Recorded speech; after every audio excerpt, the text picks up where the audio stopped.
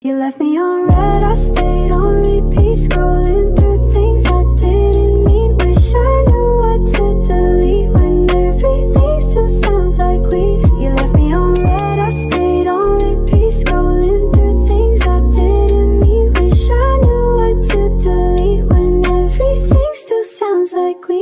Maybe From Chunwan Station, red line po yan. Punta lang po kayo ng exit B. Tapos makikita nyo po itong bridge na to.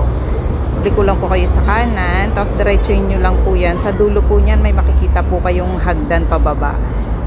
Baba lang po kayo sa may left side. Sa bridge po pala makikita nyo na agad yung 7-Eleven. Doon po kayo liliko.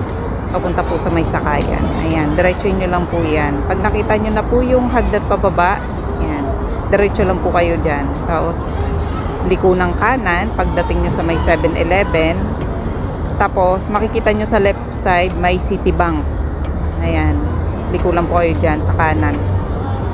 Makikita nyo yung Citibank sa may ano nya, sa may left side. Tapos liko lang po kayo ulit ng kanan. Nandun na po yung mismong sakayan ng bus number 82. Minibus lang po siya kaya medyo may pila. Pero mabilis naman po yung ano nya, yung pag-alis niya. Kaya huwag kayo mag-alala.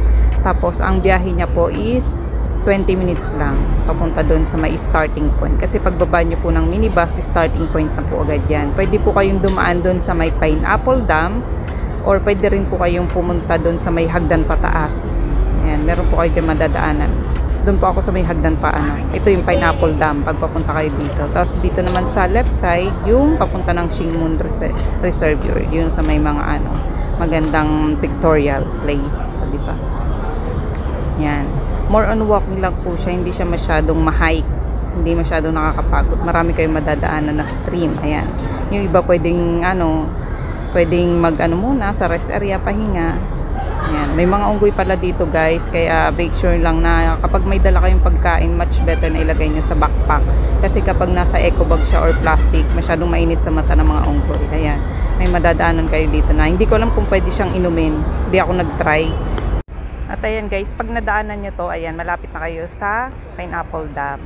Ayan, malapit na kayo sa pinakang finish line, di ba? Natapos nyo yung 290 meters. Hindi ako sure.